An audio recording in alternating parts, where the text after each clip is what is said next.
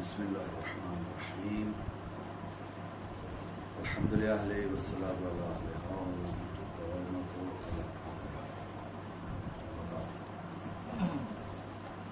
شرح الماء اول کے دروس جاری ہیں. کتاب الطہارت میں بحث چل رہی ہے. تو فرماتے ہیں آج کی عبارت میں متن میں اور شارح کی عبارت جو ہے فہا ہونا اصول ثلاثۃ الاول فی الوضوء. تین فصلیں یہاں بیان ہوں گی. تین فصلوں میں احکام بیان ہوں گے. ان میں سے پہلی فصل جو ہے وہ وضو کے بارے میں جی. مت وضو بالضم الواو اسم للمصدر. وضو جو بولا جاتا ہے واو کے ضمہ کے ساتھ یہ اسم مصدر ہے. اسم مصدر اور مصدر کے بارے میں پہلے بھی وضاحت ہو چکی ہے. مصدر جو ہے وہ کام کے کرنے کو کہتے ہیں اور اسم مصدر جو ہے وہ اس کام کے فعل کے انجام دینے کے بعد جو نتیجہ ہوتا ہے اسے کہا جاتا ہے. زیادہ یہاں پر بھی وضو اس فعل کے انجام دینے کے بعد جو آپ اعضاء وضو کو دھوتے ہیں اور اعضاء کو دھونے کے بعد جو حالت حاصل ہوتی ہے طہارت کی یہ وضو ہو جائے گا. اور اس کا مصدر جو ہے التوضؤ. فإن مصدرہ التوضؤ. مصدر اس کا توضؤ ہے یعنی وہ وضو والا عمل جو ہے انجام دینا. چہرے کو دھونا, دائیں بازو کو دھونا, بائیں بازو کو دھونا اور سر اور پاؤں کا مسح کرنا, یہ توضؤ. اور یہ توضؤ والا وزن تعلم کے وزن پر فرماتے ہیں کہ یہ رہی بات وضو کی بعد وضو بولتے ہیں. فرماتے ہیں وضو بالفعل جو ہے یہ فول الماء الذی یتوضأ. وضو اس پانی کو کہتے ہیں جس کے ساتھ وضو کیا جاتا ہے, جس کے ساتھ یہ عمل انجام دیا جاتا ہے. جس پانی کے ساتھ اس کو وضو کہا جاتا ہے. اور وضو وہ اثر ہے, وہ نتیجہ ہے. اور عمل کا نام جو ہے وہ توضؤ ہے. ان سب کی وضو ہو یا وہ جو ہے وہ وضو ہو یا توضؤ ہو, اصل ان کی وضاحت سے. اصل ہو من الوضاحت. اور وضاحت کا معنی جو ہے نظافت و نظارت من ظلمت الذنوب. پاکیزگی ہے ظاہری اور باطنی. نظافت کہتے ہیں ظاہری پاکیزگی کو اور نظارت جو ہے وہ باطنی پاکیزگی کو کہا جاتا ہے. اور یہ فرماتے ہیں ظاہری اور باطنی پاکیزگی من ظلمت الذنوب یعنی گناہوں کی تاریکی سے. فرماتے ہیں وضاحت یہ جو اصل میں یہ وضاحت ہی ہے. ہم یہ جو عمل انجام دیتے ہیں جسے عمل انجام دینے کے بعد وضو کہا جاتا ہے اور عمل انجام دینے کو توضؤ کہتے ہیں. اور پانی کا نام وضو ہے جس کے ساتھ یہ عمل انجام دیا جاتا ہے. یہ سارے عمل کو جو ہے وہ فرماتے ہیں کہ جو ہے وہ اس لیے انجام دیا جاتا ہے تاکہ نظافت اور نظارت حاصل ہو سکے ظلمت ذنوب سے. یقیناً وضو کرنے کے ساتھ جو ظاہری پاکیزگی بھی حاصل ہوتی ہے, باطنی پاکیزگی بھی حاصل ہوتی ہے. ورنہ دیکھا جائے تو ایک چھوٹا سا عمل ہے پانی کا استعمال. چہرے پر پانی ڈال دینا, دو بازوؤں کو دھو لینا اور ساروں پاؤں کا مسح کرنا, نظر نہیں آتا کہ اتنی بڑی کوئی پاکیزگی ہے. لیکن فرماتے اس کے ذریعے سے جو اندر کی باطنی کی پاکیزگی حاصل ہوتی ہے انسان اس کو نہیں جانتا. اس کی حقیقت کو خدا یا اس کے خاص بندے وہی جانتے ہیں, ان کو ہی معلوم. خوب, یہ تو تھا اس کے بارے میں کہ وضو کیا ہے, وضو کیا ہے, توضؤ کیا ہے اور وضاحت کا معنی کیا ہے. آپ فرماتے ہیں کہ وضو کے موجبات کون کون سے ہیں, کن چیزوں سے وضو واجب ہوتا ہے. چند چیزیں ہیں ان کا ذکر کر کے فرماتے ہیں موجب البول والغائط. موجبات وضو جو ہیں وہ بول ہے, غائط ہے. پیشاب وضو کو واجب کرتا ہے. پیشاب آ جائے تو وضو واجب ہو جاتا ہے. اس طرح غائط, کسی کو غائط آ جائے تو اس کے ذریعے سے بھی وضو واجب ہو جاتا ہے. اور ری جو ہے ہوا خارج ہو جائے انسان کی تو یہ ہوا بھی جو ہے یہ وضو کو واجب کر دیتی یہ تمام کی تمام چیزیں بول غایت ری من الموضع المعتاد، موضع معتاد سے عادی مقام سے، جہاں سے بول نکلتا ہے وہاں سے نکلے، جہاں سے غایت خارج ہوتی ہے وہاں سے، جہاں سے ری خارج ہوتی ہے وہاں سے. یہ یا تو عادی مقام سے یہ تینوں چیزیں خارج ہوں تو وضو واجب ہو جاتا ہے، اور من غیر ما انسداد، یا یہ ہے کہ غیر موضع معتاد سے. اور یہ کب ہوگا؟ عادی مقام سے بول نہ نکلے، عادی مقام سے جو ہے وہ غایت نہ خارج ہو، اور عادی مقام سے جو ہے وہ ری خارج نہ ہو. یہ کس وقت ہے؟ ما انسداد، من غیر ہی اور من غیر ہی ما انسداد، یا غیر موضع معتاد سے یہ چیزیں خارج ہوں ما انسداد موضع معتاد. تو یہ انسدادی کی ضمیر جو ہے یہ موضع معتاد کی طرف لوٹی، اس طرح غیر ہی کی ضمیر جب لوٹی موضع معتاد کی طرف لوٹی. یعنی یا یہ خارج ہو بول غایت ری غیر موضع معتاد سے اس وقت کہ جب موضع معتاد جو ہے وہ بند ہو. مثلا بیمار ہو گیا انسان، جو ہے وہ اعلی تناسل سے پیشاب خارج نہیں ہو رہا بلکہ نالی لگا دی گئی ہے وہاں سے خارج ہوتا ہے. اسی طرح جو ہے وہ بیماری کی وجہ سے جو ہے پاخانہ جو ہے وہ موضع معتاد سے مقام پخانہ سے خارج نہیں ہوتا بلکہ جو ہے وہ نالی لگانے کی وجہ سے کسی اور مقام سے نالی کے ذریعے سے خارج ہوتا ہے. یا جو ہے فرماتے ہیں کہ اسی طرح ری بیماری کی وجہ سے جو ہے ری جو ہے ہوا انسان کی جو موضع معتاد سے خارج ہوتی ہے بیماری کی وجہ سے وہاں سے خارج نہیں ہوتی، کسی اور مقام سے جو ہے وہ خارج ہو رہی ہے. تو یہ فرماتے ہیں کہ یا یہ تینوں چیزیں بول غایت اور ری یا موضع معتاد سے خارج ہوں گی، یا یہ کہ موضع معتاد سے نہیں بلکہ جو غیر موضع معتاد سے. پر جس صورت میں بھی یہ تینوں چیزیں نکلیں گی یہ موجبات وضو میں سے.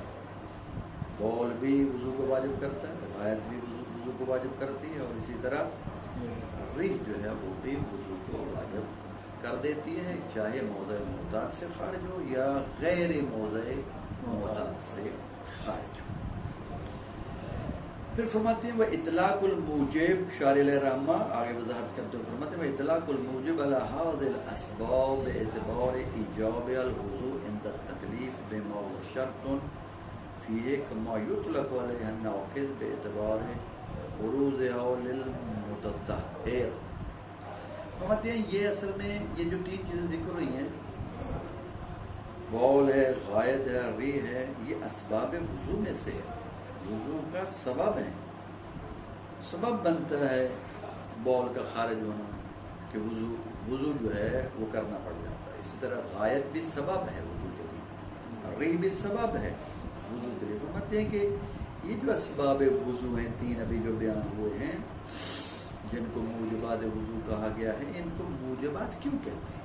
ان اسباب کو موجبات کا نام کیوں دیا گیا ہے؟ موجبات کہنے کی وجہ کیا ہے؟ فرماتے ہیں یہ ان کو موجبات کا نام جو ہے اس لیے دیا گیا ہے، ان اسباب پر موجب کا اطلاق اس لیے ہوتا ہے کہ جب یہ مکلف انسان کو عارض ہوتے ہیں، وہ مکلف کے جس کو تکلیف دی گئی ہے، جس کو مکلف کیا گیا ہے ایسے عمل کے ساتھ، ایسی عبادت کے ساتھ کہ جس میں یہ وضو جو ہے وہ شرط ہے. فرماتے ہیں کہ جب یہ عارض ہوتے ہیں یہ اسباب، تو اس مکلف انسان کو ان ایسے اعمال کے بجا لانے کے لیے وضو واجب ہو جاتا ہے.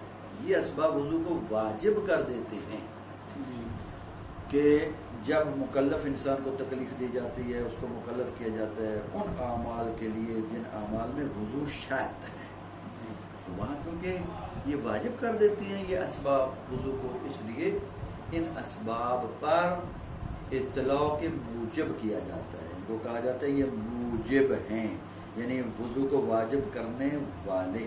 خوب یہ تو وجہ ہوگی کہ ان کو موجب کیوں کہا ہے، ہیں تو حقیقت میں اسباب لیکن موجب کا نام دے دیا گیا. فرماتے ہیں کما یطلق علیہ الناقض، اسی طرح ہیں اسباب موجب کا نام ان پر صادق آتا ہے، اطلاق کیا جاتا ہے موجب کا، اس وجہ سے کہ یہ موضوع کو واجب قرار دیتے ہیں۔ ان کو ناقص بھی کہا جاتا ہے، ناقص کا اطلاق بھی ان پر ہوتا ہے۔ اس کی وجہ کیا ہے؟ فرماتے ہیں بے اعتبار عروض علی المتطہر، اس لیے کہ یہ ناقص اس لیے ان کو کہا جاتا ہے کیونکہ ایک صاحب طہارت شخص جو ہوتا ہے، جو طہارت کی حالت میں ہوتا ہے، جب اس کو یہ عارض ہوتے ہیں تو اس کی طہارت کو نقض کر دیتے ہیں، اس کی طہارت کو توڑ دیتے ہیں، ختم کر دیتے ہیں۔ تو کیونکہ طہارت کو نقض کرنے والے ہیں، اس لیے ان پر ناقض کا اطلاق بھی ہوتا ہے۔ تو لہذا اسباب بھی ان کو کہا جاتا ہے، موجبات بھی ان کو کہا جاتا ہے، ناقض بھی ان کو کہا جاتا ہے۔ یہ تین الفاظ جو ہیں ان کے لیے استعمال ہوتے ہیں، اسباب ہو، موجب ہو، ناقص۔ فرماتے ہیں یہ تین جو الفاظ ہیں ان کے درمیان نسبت کون سی ہے، وہ نسبت کو بیان کرتے ہیں اور ان کے ہم وضاحت کریں گے اور کچھ مثالیں بھی دیں گے۔ فرماتے ہیں وَالسَّبَبْ عَامٌ مِّنْهُمَا مُطْلَقًا، فرماتے ہیں اگر سبب اور موجب و ناقص کو دیکھیں تو سبب اور موجب کے درمیان عام و خاص مطلق کی، یہ عام و خاص مطلق ہے، عموم خصوص مطلق کی نسبت، سبب اور موجب عام و خاص مطلق ہیں، سبب اور ناقص عام و خاص مطلق ہیں۔ اور فرماتے اگر موجب اور ناقص کے درمیان نسبت کو دیکھیں تو پھر جو ہے ان دونوں کے درمیان عموم خصوص من وجہ کی نسبت ہے، اور یہ دو ایسی کلیاں ہو جائے گی جو عام و خاص من وجہ ہو جائیں گی۔ تو فرماتے ہیں کہ اب ہم یہاں میں مثالیں دینی پڑے گی سبب کو اور موجب کو لے کر، کہ سبب اور موجب ہے تو ان کے درمیان عام و خاص مطلق کی نسبت ہے، اور اس طرح سبب اور ناقص کے درمیان میں عام و خاص مطلق کی نسبت ہے۔ اور آپ جانتے ہیں کہ جن دو کلیوں کے درمیان عام و خاص مطلق کی نسبت ہوتی ہے ان میں ایک کلی عام ہوتی ہے، ایک خاص ہوتی ہے۔ ایک کلی دوسری کلی کے تمام افراد پر صادق آتی ہے، لیکن وہ دوسری جو اس پہلی والی کلی کے تمام افراد پر صادق نہیں آتی، بعض افراد پر صادق آتی ہے۔ ایسے ہی جیسے حیوان اور انسان، حیوان اور انسان میں بھی عموم خصوص مطلق کی نسبت ہے، یا عام و خاص مطلق کی جو ہیں وہ کلیاں ہیں۔ تو فرماتے ہیں کہ یہاں پر بھی ایسے کہ عام و خاص مطلق کی نسبت، فرماتے ہیں کہ سبب جو ہے اور موجب، سبب عام ہے، موجب جو ہے وہ اخص ہے، اور ان کی مثال ایسے ہم دیں گے کہ جیسے ایک چیز موجب بھی ہو سبب بھی، کیونکہ جو اخص ہوتا ہے وہ عام بھی ہوتا ہے۔ اخص کی تعریف بھی یہی ہے، اخص کی علامت بھی یہی ہے کہ اس پر لفظ کل کو آپ داخل کر سکتے ہیں، کل موجب سبب، لیکن آپ یہ نہیں کہہ سکتے ہر سبب، کل سبب جو ہے وہ موجب، یہ نہیں کہا جا سکتا جی۔ تو اب جب نسبت سبب اور موجب کے درمیان جو ہے وہ عام و خاص مطلق کی ہے، تو اب ہم مثال یہاں دیں گے کہ ایسی مثال دی جائے جہاں سبب بھی ہو موجب بھی ہو۔ تو فرماتے ہیں کہ اس کی مثال یہ ہے کہ وقت نماز داخل ہے اور ان اسباب میں سے کوئی ایک چیز عارض ہو جائے اس شخص کو جو متطہر ہے، ٹھیک ہے، جو نہیں، جس نے طہارت نہیں کی ہوئی، وقت نماز داخل جس نے طہارت نہیں کی ہوئی، اس کو ان اسباب میں سے کوئی ایک چیز عارض ہو جائے تو اب یہاں پر یہ اسباب وضو کو واجب کر دیں گے، کیونکہ وقت نماز داخل ہے، بول ہوا، غائب ہوئی، یا جو ریح خارج ہوئی ہے، تو یہ سبب بھی ہو گیا، موجب بھی ہو گیا۔ سبب بھی اس کو کہتے ہیں، موجب بھی اس کو کہتے ہیں۔ لیکن فرماتے ہیں کہ جہاں سبب ہو اور موجب نہ ہو وہ وہاں پر ہے جب وقت نماز تو داخل نہیں ہے اور ان اسباب میں سے کوئی ایک سبب جو ہے وہ عارض ہوتا ہے کسی شخص کو، تو وہاں پر یہ ریح، بول اور غائب جو ہے سبب ہے لیکن موجب نہیں ہے۔ موجب اس لیے نہیں ہے کہ وقت نماز داخل نہیں، جب وقت نماز داخل نہیں ہے تو وضو کرنا واجب نہیں ہے، سبب ہے، موجب نہیں ہے۔ وقت نماز داخل ہو تو نہیں۔ اسی طرح سبب اور ناقص کے درمیان بھی عام و خاص مطلق کی نسبت، یعنی مخصوص مطلق پائی جاتی ہے، وہ بھی اسی طرح وقت نماز داخل ہے اور ایک شخص متطہر ہے، طہارت کی حالت میں ہے، ان اسباب میں سے کوئی ایک چیز جو ہے وہ عارض ہو جاتی ہے تو یہ سبب جو ہے اس طہارت کو نقض کرنے والا ہے، اس کو توڑ دے گا، ختم کر دے گا۔ اب کیونکہ یہ ناقص بن گیا اس لیے یہ سبب بھی کہلائے گا، ناقص بھی کہلائے گا۔ لیکن اگر ایک شخص جو ہے وہ طہارت کی حالت میں نہیں ہے اور اس کو جو ہے یہ اسباب عارض ہوتے ہیں، طہارت کے بغیر ہو، تو یہ سبب تو ہوگا لیکن ناقص نہیں ہوگا، کسی بھی حالت میں ہے، طہارت نہیں ہے۔ تو فرماتے ہیں چاہے وہ آپ وقت نماز داخل ہونے سے پہلے لے لیں یا وقت نماز داخل ہونے کے بعد لے لیں، وہاں سبب ہوگا لیکن ناقض نہیں ہوگا۔ ناقض صرف ناقض اور سبب تبھی ہوگا جب وقت نماز ہو یا نہ ہو، فرق نہیں پڑتا، وقت نماز ہو یا نہ ہو، لیکن طہارت کی حالت میں شخص متطہر وضو کی حالت میں ہے، یہ عارض ہو گئے تو اس طہارت کو نقض کر دیا تو یہ ناقض ہے، سبب بھی ہے ناقض۔ اس کے بعد فرماتے ہیں کہ موجب اور ناقض کے درمیان عموم خصوص من وجہ کی نسبت ہے۔ یہ دونوں جو ہیں آپس میں عام و خاص من وجہ ہے، اور عام و خاص من وجہ میں آپ جانتے ہیں کہ جہاں دو کلی عام و خاص من وجہ ہوتی ہے اور ان کے درمیان عموم خصوص من وجہ ہوتا ہے، وہاں ایک مادہ اجتماع کا ہوتا ہے، دو مادہ افتراق کی ہوتی ہے، یہ اس کی پہچان کی علامت ہے۔ تو ایک مادہ اجتماع ہوگا کہ موجب بھی ہوگا، ناقض بھی ہوگا، ناقض بھی ہے، موجب بھی ہے، اور مادہ اجتماع جیسے کہ وقت نماز داخل انسان جو ہے وہ طہارت کی حالت میں ہے، طہارت کی حالت میں متطہر ہے، وقت نماز بھی داخل ہے، تو اب ان اسباب میں سے کوئی ایک سبب ریح، بول اور قید میں سے کوئی بھی عارض ہوا تو اب یہاں پر یہ موجب بھی ہو گیا کیونکہ وقت نماز داخل ہے، وضو واجب کر رہا ہے، ناقص بھی ہے کیونکہ پہلے وہ متطہر ہے، طہارت کی حالت میں ہے، تو جب طہارت کی حالت میں تو اس کی طہارت ٹوٹ جائے گی، تو یہ ناقص بھی ٹھہرا یہاں پر، یہ اسباب ناقص بھی ٹھہرے اور موجب بھی ٹھہرے، تو یہ مادہ اجتماع۔ مادہ افتراق موجب ہو ناقص نہ ہو، وقت نماز داخل ہے اور انسان جو طہارت کی حالت میں نہیں ہے، متطہر نہیں ہے، تو یہ اسباب جب عارض ہوں گے یہاں پر موجب ہے، وضو کو واجب کر رہے ہیں یہ اسباب لیکن ناقص نہیں ہے، تو لہذا یہاں ایک مادہ افتراق آ گیا۔ دوسرا مادہ افتراق ناقض ہوں لیکن موجب نہ ہوں، وقت نماز داخل ہونے سے پہلے انسان جو ہے وہ متطہر ہے، طہارت کی حالت میں ہے، اور ان اسباب میں سے کوئی ایک سبب جو ہے وہ عارض ہوا تو یہاں پر کیا ناقض ہو گیا، وہ طہارت جو ہے اس کو نقض کر دیا، لیکن کیونکہ وقت نماز داخل نہیں ہے، تو جب وقت نماز داخل نہیں ہے تو وضو کو واجب تو نہیں کیا کیونکہ اس وقت وضو واجب نہیں ہوتا، تو یہاں پر ناقض ہے، موجب نہیں۔ یہ دوسرا مادہ افتراق، یہ جو نسبتیں پیدا ہو رہی تھیں سبب اور موجب کے درمیان، سبب اور ناقض کے درمیان، پھر موجب اور ناقض کے درمیان، ان نسبتوں کو ہم نے مثالوں کے ساتھ جو ہے وہ وضاحت کے ساتھ پیش کر دیا۔ فرماتے ہیں کہ شارح علیہ رحمہ فرماتے ہیں مصنف کے لیے اولا یہ تھا کہ تعبیر بالسبب لاتا، نہ کہ موجب کہتا، یہاں پر مصنف کی عبارت میں ہے وہ موجب ہو، وضو کا موجب جو ہے وہ یہ بول ہے، غائط ہے اور ری ہے، اور اس کے علاوہ باقی جو ذکر کیے جائیں گے۔ فرماتے آپ نے جان لیا سبب عام ہے، موجب سے بھی اور اس سے بھی، ناقص سے بھی، تو جب عام ہے تو ایسا کلمہ استعمال کرنا چاہیے تھا جو موجب کو بھی شامل ہوتا اور اس کو ناقص کو بھی شامل ہوتا، تو لہذا یہاں اولا یہ تھا کہ مصنف موجب کی جگہ پر موجب کی بجائے کلمہ سبب کو استعمال کرتا، وہ سبب ہو یہ کہتا، یہ تعبیر لاتا تو کانا اولا، اولا ہونے کی وجہ یہی ہے کیونکہ سبب موجب سے عام ہے، تو جب عام ہے یہ اس کو بھی شامل ہے، موجب کو بھی شامل ہے، ناقض کو بھی شامل ہے، تو لہذا ایسا لفظ استعمال کرنا چاہیے تھا۔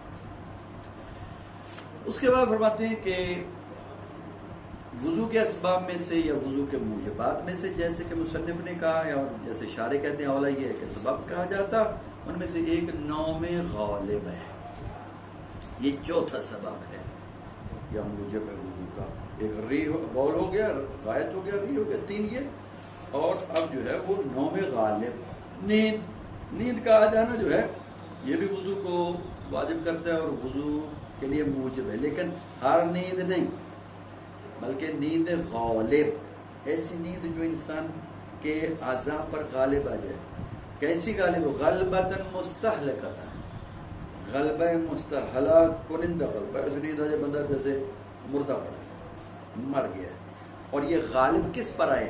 علی السمع والبصر، سماعت پر بھی بصارت پر بھی. سن نہ سکے، دیکھ نہ سکے. جب سن نہیں سکے گا اور دیکھ نہیں سکے گا تو سمجھو کہ اب یہ انسان پکا نیند میں ہے، اس پر نیند غالب آ چکی ہے. لیکن اگر سن رہا ہے، دیکھ اگر نہیں رہا تو نیند غالب نہیں، یا جو ہے وہ. اور یہ تو ہو نہیں سکتا میرے خیال میں کہ دیکھ رہا اور سن نہ رہا، ایسا نہیں ہو سکتا. اگر دیکھ رہا ہے تو سن رہا ہو، اگر اس کی آنکھیں کام کر رہی ہیں تو لیکن کان بھی کام کر رہے ہوں گے. ہاں یہ ہو سکتا ہے کہ آنکھیں بند ہو جائیں اور جو ہے وہ سن بھی رہا ہو، اور یہ بھی ہو سکتا ہے آنکھیں بند ہو جائیں اور سن نہ رہا ہو. تو لہذا فرماتے ہیں کہ یہ نوم غالب آ جائے کس پر؟ علی السمع والبصر، کان پر بھی، سماعت پر بھی، اور آنکھوں پر بھی، بصارت پر. اچھا فرماتے ہیں کہ بل علی مطلق الاحساس، بلکہ صرف یہی نہیں کہ سمع اور بصر پر مطلق احساس، جتنے بھی محسوسات کے اعضاء ہیں ان میں ایک یہ سماعت ہے، قوت سماعت، قوت بصارت، اس کے علاوہ قوت لامسہ ہے، مس نہ کر سکتے. کوئی اس کو چھیڑتا ہے، ہاتھ لگاتا ہے، کوئی چیز لگتی ہے اسے پتہ نہ چلے. ٹھیک ہے، ایسا نہ ہو کہ وہ جو ہے اس پہ ہاتھ لگاؤ تو وہ جو ہے وہ محسوس کرے، یا اور اسی طرح سونگھ نہ سکے، چکھ نہ سکے. یہ نہ ہو کہ وہ جو ہے سویا ہوا تو ہے لیکن ایسا سویا ہوا ہے کہ اس کے منہ میں کوئی چیز ڈالو تو وہ چکھنا شروع کر دے اور کہے کہ یہ تو بھی اس کا مزہ یہ ہے، اس کا ذائقہ یہ. یا اس کے ناک کے پاس جو ہے وہ خوشبو کرو یا بدبو کرو تو اس کو بدبو اور خوشبو کا جو پتہ چلے. تو ایسا نہیں ہونا چاہیے. احساس مکمل کا مکمل جو ہے، یعنی کہ دوسرے لفظوں میں آپ یہ کہیں کہ حواس خامسہ جو ہیں اس کے وہ کام کرنا چھوڑ دیں، ایسی نیند ہو. قوت سماعت، قوت بصارت، قوت لامسہ، قوت شامہ، قوت ذائقہ، یہ ہے بل علی مطلق الاحساس، بلکہ مطلق حس کرنے کی قوت ختم ہو جائے سونے کے ساتھ. اس طرح فرماتے ہیں کہ شارح الحرم آگے وضاحت کرتے فرماتے ہیں وَلَكِنَّ الْغَالِبَ عَلَى السَّمْعِ تَقْتَضِي الْغَلَبَ عَلَى سَائِرِهِ. فرماتے ہیں کہ جس بندے کی سماعت کام کرنا چھوڑ دے، جب نیند غالب آ جائے گی نا سماعت پر غالب آ جائے تو اس کا نتیجہ پتہ کیا نکلتا ہے؟ اس کا نتیجہ یہ نکلتا ہے کہ باقی جتنے بھی جو ہے وہ اعضائے حسیہ ہیں وہ کام کرنا چھوڑ دیں. سماعت پر غلبہ تقاضا کرتا ہے غلبہ علی سائرہا، باقی تمام اعضاء پر. سماعت کام نہیں کر رہی تو سمجھو کہ اب آنکھیں بھی کام نہیں کر رہی، قوت ذائقہ بھی کام نہیں کر رہی، قوت لامسہ بھی کام نہیں کر رہی، قوت شامہ بھی کام نہیں کر رہی. تو لہذا فرماتے ہیں کہ مصنف نے جو اپنی عبارت میں کہا ہے کہ نیند غالب آ جائے علی السمع والبصر، جی چلو یہ تو ہمیں پتہ چل گیا کہ سماعت کو مصنف نے اس لیے خاص کیا ہے کہ کیونکہ جب سماعت پر نیند غالب آ جائے گی تو باقی اعضاء پر خود بخود غالب آ جائے گی. یہ تو اس وجہ سے سماعت سم کو یہاں خاص طور پر ذکر کرنے کا ہدف ہمیں معلوم ہو گیا، پتہ چل گیا. لیکن باتیں رہی بات بصر کی، بصر کو سم کے ساتھ مصنف نے کیوں ذکر کیا؟ حالانکہ بصر پر نیند جو غالب آتی ہے وہ تقاضا نہیں کرتی کہ باقی اعضاء پر بھی نیند غالب آ گئی. کیوں؟ سب سے پہلے نیند جو غالب آتی ہے وہ آتی بصر پر سے. جب انسان جو ہے وہ تکیے کے اوپر سر رکھ کے بستر پر سوتا ہے تو سب سے پہلے آنکھیں بند کرتا ہے. اب یہ آنکھیں بند ہو گئی ہیں لیکن اس کے باوجود سن رہا ہے. ویسے کہ ہمیں سوئے ہوئے ہو، نہیں بھی میں سن رہا ہوں، آنکھیں بند ہیں میں سن رہا ہوں. ٹھیک ہے، اس کے ہاتھ کے ساتھ ہاتھ لگاؤ تو مس کرے گا، چکھنا محسوس کرے گا، لامسہ محسوس کرے گا. لامسہ کام کر رہا ہے، ذائقہ کام کر رہا ہے، قوت شامہ اس کے کام کر رہے ہیں. تو یہ بصارت جو ہے یہ تو کمزور ترین جو ہے وہ قوت ہے، اس پر تو نیند فوری غالب آتی ہے. اس پر نیند کا غالب آنا تقاضا نہیں کرتا کہ باقی اعضاء پر بھی نیند غالب آ گئی ہے. سام کو ذکر کرنا یا خاص کرنا تو اس کی وجہ معلوم ہو گئی کہ اس پر نیند غالب آ گئی، سمجھو باقی اعضاء پر بھی نیند غالب آ گئی. لیکن بصر تو ایسا نہیں ہے. اس کو مصنف نے کیوں یہاں پر خاص کیا ہے سم کے ساتھ؟ کوئی وجہ معلوم جو ہے وہ نہیں ہوتی.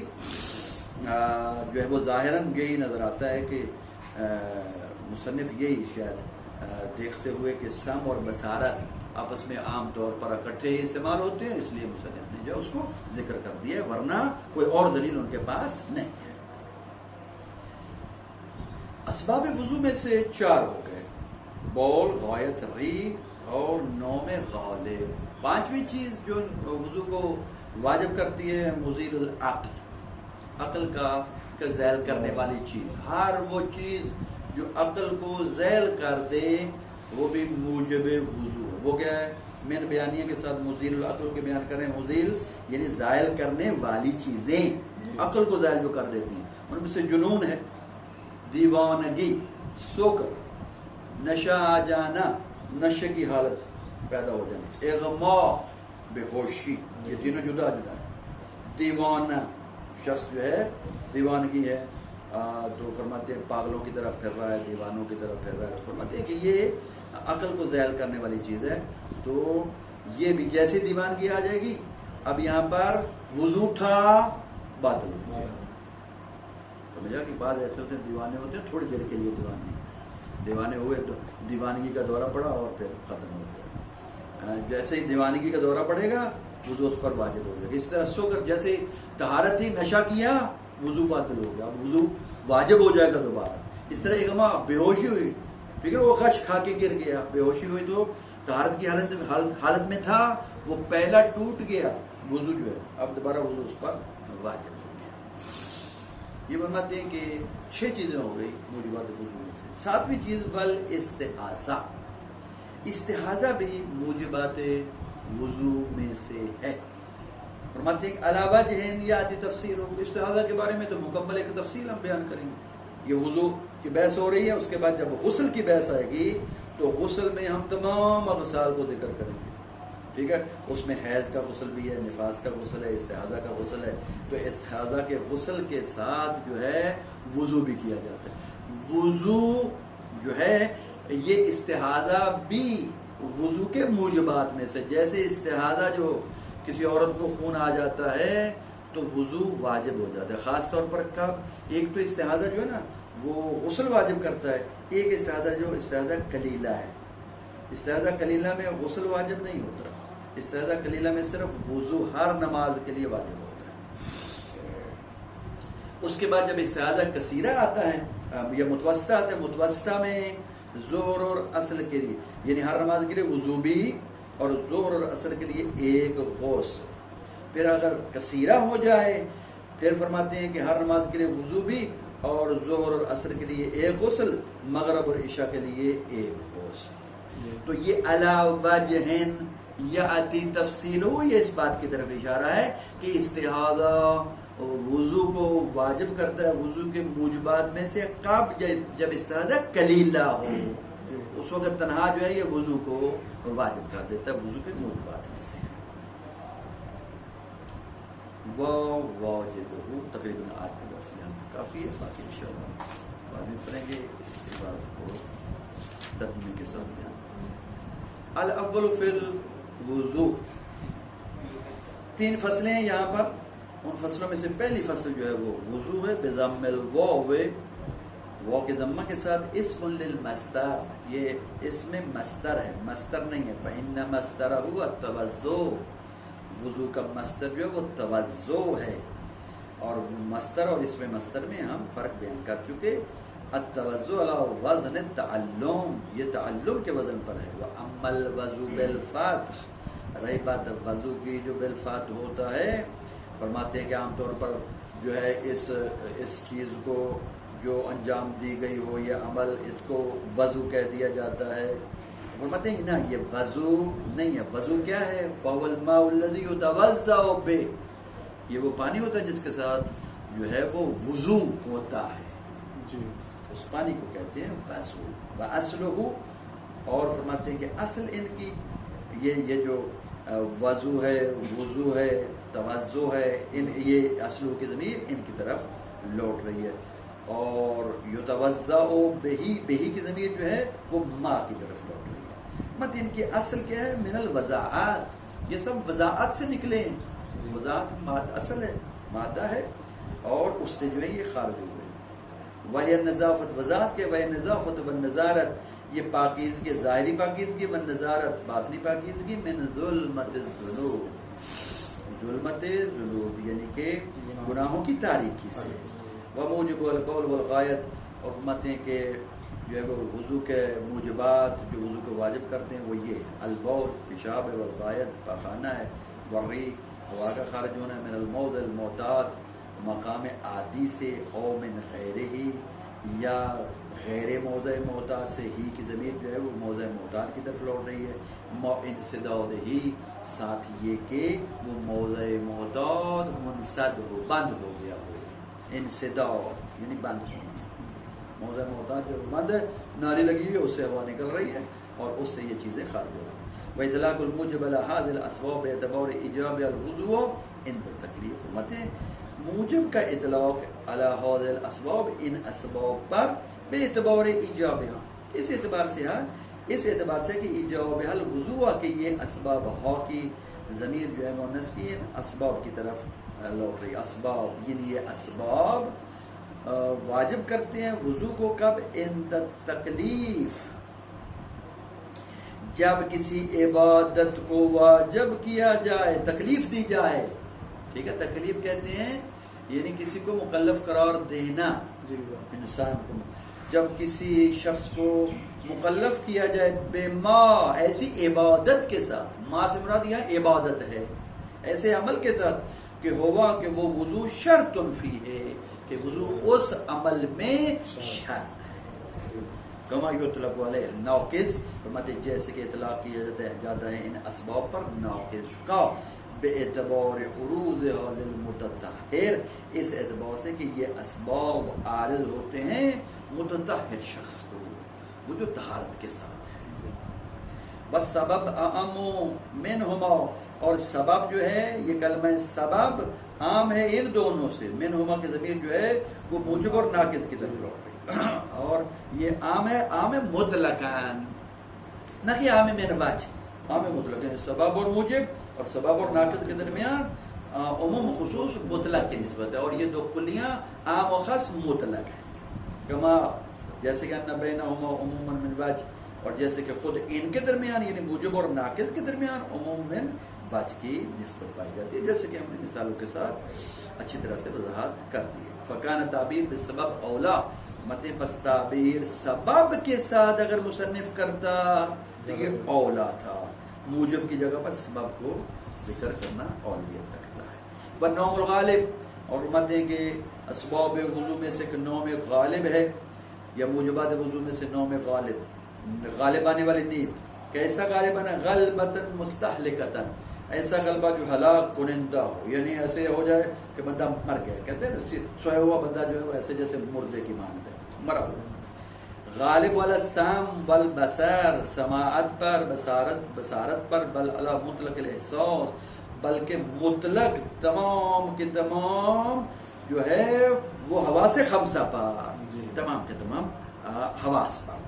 ولیکن الغلب علی السام، لیکن فرماتے ہیں غلبہ سام پر. یہ وجہ بیان ہو رہی ہے کہ مصنف نے سام اور بصر کو کیوں خاص یہاں ذکر کیا. فرماتے ہیں غلبہ علی السام تقتضی الغلبہ علی سائرها، سام پر غلبہ تقاضا کرتا ہے کس چیز کا؟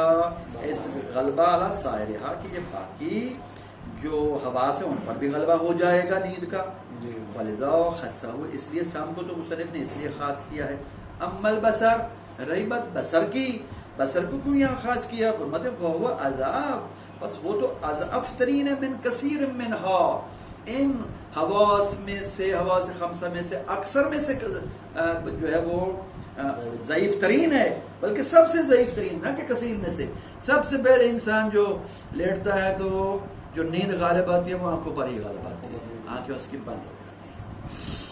فلا وجہ لتخصیص، تو بس یہاں مصنف نے جو متن میں سام کے ساتھ بصر کو خاص کیا ہے، اس بصر کے تخصیص کیونکہ وجہ معلوم نہیں ہوتی. وہ مضیر العقل من جنون و سکر و اغماء، اور اس طرح فرماتے ہیں کہ موجبات وضو میں سے ایک اور عقل کو ذیل کرنے والی چیزیں ہیں من جنون دیوانگی و سکر نشا آ جانا و اغموئن اور بے ہوشی کا پیدا ہو جانا یعنی غش کھا جانا اور بے ہوش ہو جانا ولی استحاضہ تو اور اس طرح فرماتے ہیں کہ موجبات وضو سے ایک استحاضہ ہے اور استحاضہ علی وجہن اس طور پر استحاضہ ہے مرادیاں کلیلہ ہے کہ یہ آدھی تفصیل ہو جس استحاضہ کی تفصیل جو ہے وہ انشاءاللہ اغسال کی بحث میں جو بیان کی جائے گی صلی اللہ علیہ وسلم محمد